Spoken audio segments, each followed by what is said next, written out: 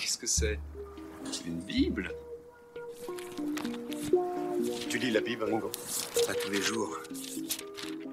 Au large biblique. Le podcast qui explore la Bible. Bienvenue sur Au large biblique, le podcast qui explore la Bible. Avec cet épisode, nous changeons d'évangile, mais pas de thème, puisque nous allons découvrir l'appel des disciples pêcheurs dans la version de Luc. La scène se déroule plus loin dans l'évangile, à l'occasion d'une pêche miraculeuse.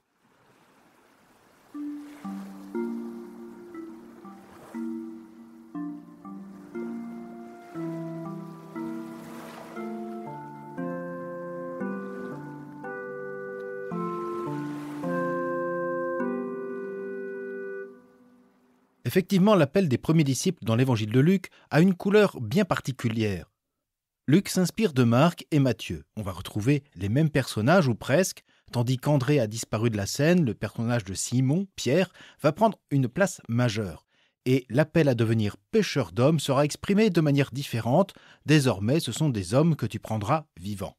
C'est dans sa barque que Jésus monte, et c'est à Jésus que Simon confessera son état d'homme pécheur, là où les évangélistes Matthieu et Marc ne notaient aucune parole des disciples et pour seul geste l'abandon des filets.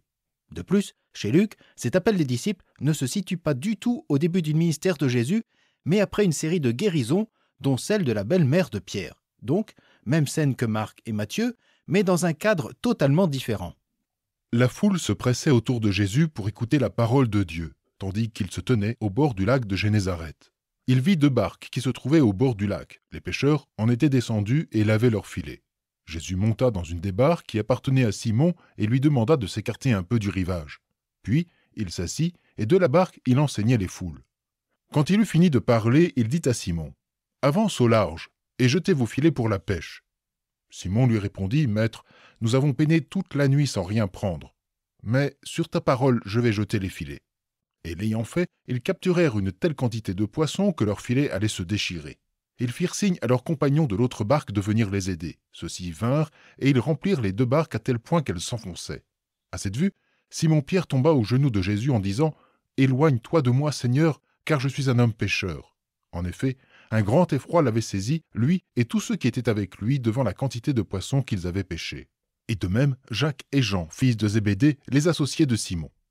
Jésus dit à Simon : « Sois sans crainte. Désormais, ce sont des hommes que tu prendras. » Contrairement à Marc, la scène de l'appel des disciples se situe lors d'un enseignement de Jésus qu'une foule est venue entendre. Et le récit va mettre en évidence le rôle de la parole même de Jésus. Et on pourrait le dire, il y a une identification ici entre Jésus et la parole de Dieu. La foule se presse autour de Jésus pour écouter la parole de Dieu. Cet empressement de la foule ne tient pas aux signes et miracles précédents, mais à cette parole de Dieu provenant de Jésus. Mais revenons à la pêche et aux pêcheurs.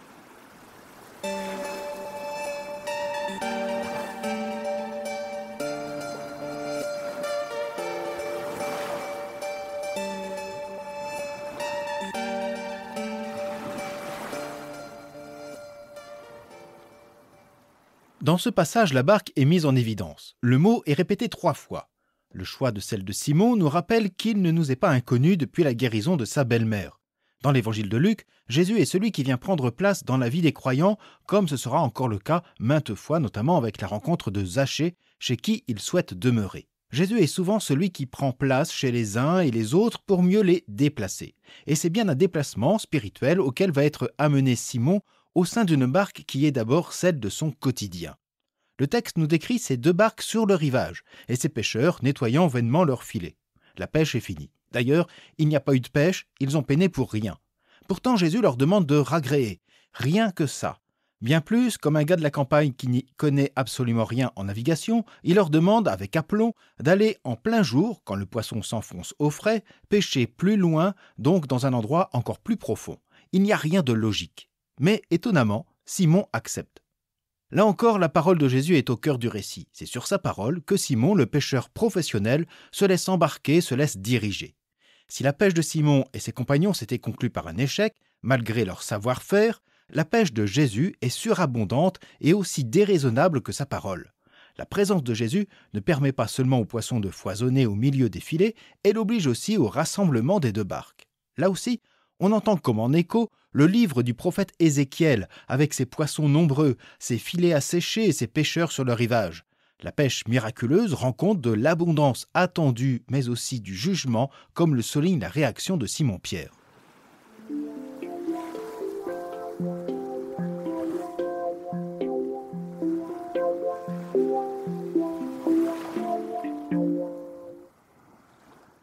Après cette pêche miraculeuse, on serait attendu à des cris de joie, des hurrahs, des embrassades. Eh bien non. Au contraire, le récit montre une réaction de crainte et l'aveu d'une condition pécheresse. Pas même un merci. Un tableau plutôt sombre qui contraste avec une pêche généreuse. Il faut comprendre le grand effroi de Simon-Pierre dans son acception biblique. La crainte est toujours le sentiment du croyant face à Dieu, le juge divin. Donc la réaction de Simon est très signifiante vis-à-vis de la reconnaissance même d'une présence divine devant laquelle l'homme se sent indigne du fait de ses péchés.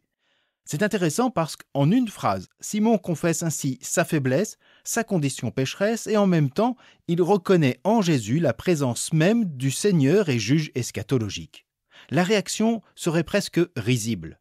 À bord de cette petite barque, sur ce lac, au large, sans échappatoire, Simon-Pierre demande à Jésus « Éloigne-toi de moi, Seigneur ». En fait, justement, il n'est nul besoin de s'éloigner. Le royaume est proche, annonçait Jésus, et il n'a jamais été aussi proche de Simon-Pierre. Jésus s'est embarqué avec lui, ou plutôt a embarqué ce pêcheur galiléen avec lui pour lui être plus proche. Et le jugement terrifiant sur les coupables, annoncé lors de la pêche eschatologique de Jérémie, n'aura pas lieu de la même manière. Car loin de condamner, de réprimer Simon, Jésus l'appelle à poursuivre sa vie et même à renouveler sa vie. Ce sont des hommes que tu prendras, que tu auras à capturer vivants, si l'on suit la traduction littérale. C'est une référence à notre pêche de Jérémie. Jésus se révèle ici comme le pourvoyeur de salut avec ce règne de Dieu attendu des prophètes. Plus que la pêche miraculeuse, Simon est ici le signe même de la mission évangélique. Non pas condamner les pécheurs, les fauteurs, mais les tirer hors du mal pour les faire revivre et les appeler à vivre à nouveau. Et là, ce qui est encore plus frappant, c'est que tous laissent absolument tout, y compris une pêche surabondante et lucrative pour suivre Jésus. L'annonce du royaume a déjà porté ses fruits. Comme on l'entend, le récit de Luc a amplifié celui de Marc et de Matthieu en insistant sur l'aspect salvifique et rédempteur lié à l'avènement du règne de Dieu avec le Christ. La pêche miraculeuse déborde de vie, y compris pour ce pauvre Simon-Pierre qui a peur, à tort, d'être jeté par-dessus bord. Alors, il existe une autre pêche miraculeuse dans un autre évangile, celui de Jean, où l'on va aussi retrouver Simon-Pierre et les fils de Zébédée. Mais nous ne sommes plus au début du récit évangélique, mais au dernier chapitre de l'évangile de Jean. Ce récit est-il une copie, un doublon de Luc ? Eh bien, pour le savoir, je vous donne rendez-vous pour le prochain épisode. Et si vous avez apprécié celui-ci, eh bien, n'hésitez pas à me le faire savoir par mail, sur les réseaux sociaux et dans les commentaires du blog et de votre lecteur de podcast. D'ici là, je vous souhaite une bonne journée, une agréable soirée et je vous dis à bientôt sur Au Large Biblique.